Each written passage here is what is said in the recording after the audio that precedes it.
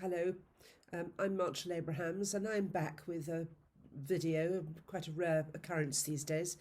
I just wanted to say, first of all, thank you enormously to all my new subscribers and for coming along and supporting the channel, and also to my existing subscribers. I'm so sorry I've been away for such a long time, but I have been doing other things like writing books and so forth. And anyway, here we are. This is Wheels Within Wheels.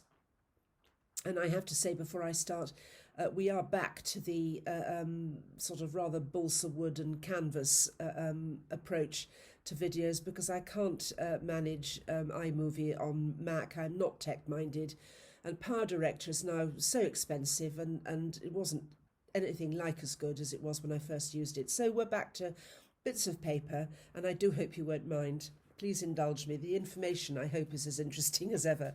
Anyway, Wheels Within Wheels. Just recently, I saw a shorty called the Jesus Fish, and I've put up the link to it below so you can see the thing in its entirety. It's a carved stone, and it's the earliest known representation of the original Christian symbol, the fish, and it's found at Ephesus, which is one of the first 7 churches of Asia. Here is the wheel.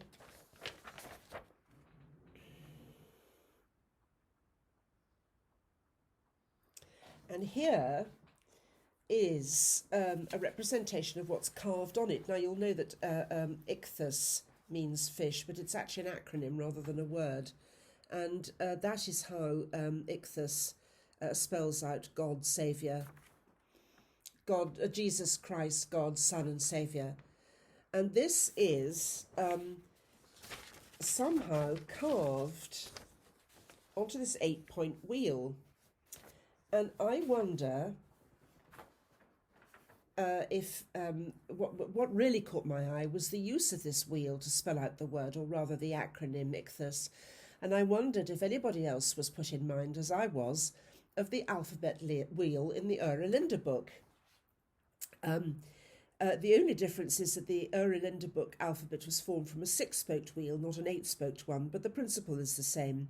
Where this gets really exciting is that we've met this 6-spoked wheel before, or at least if you've read my novel Nighthawk, and I find it for you,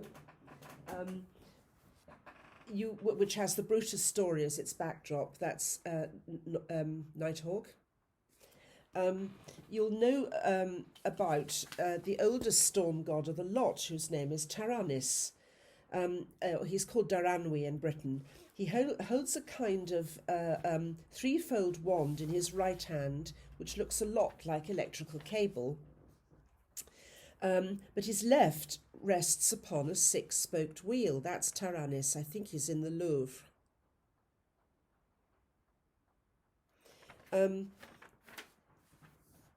This wheel is explained as a solar symbol, but I don't think this can possibly be. It is evidently the basis not only for our alphabet, but also for our numbers. And this is not a desperately good reproduction, I can only apologise, but this is how the Oera Linda Boek explains the source of the alphabet on the 6-spoked wheel, and also the numbers at the bottom.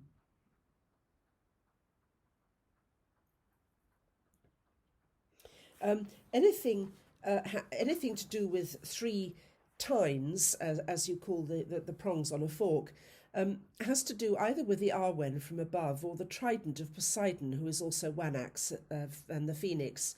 And while the 6-spoked wheel doesn't at first glance fit this bill, the 2 sets of 3 tines are back to back and look very much like a representation of some sort of cosmic power or energy.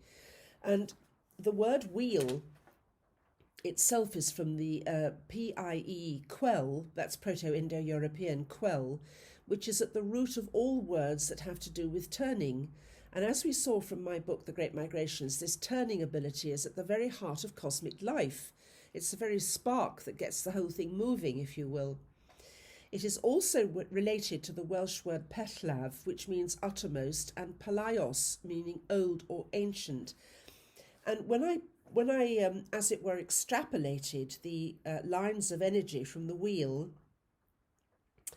and brought them round, as it were, behind,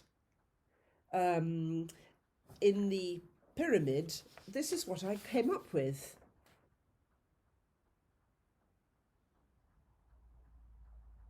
Now I'll leave that up so that you can either make a screenshot or move swiftly on. But you'll see that the spokes, the lines of energy from the six-spoked wheel meet not only in the three prongs that are the Awen from above, which are sky blue, also they meet in the Trident from below, which is the one-axe element, if you like. And where they meet is the top of a pyramid, and they meet on the mortal plane, which is where we exist. So the one cannot do without the other, and this, I think, is the source of the six-spoked wheel, where we get our alphabet and our numbers from. So that, with that in mind, I think we can safely conclude that Welsh, and therefore the forerunner of English, as identified by Waddell and others, really is the language of heaven. I'd love to know what you think. Just to as an addition, please look at the Esoteric Explorers channel. The link is also below. It's run by Paul Smith. He's also a herbalist, and he runs Nutrient Nirvana, and I can readily vouch for the purity of his products. He's doing a magnificent job in helping us all to resuscitate our ancient British history. And his channel is well worth a deep dive. He's got some fascinating things on there.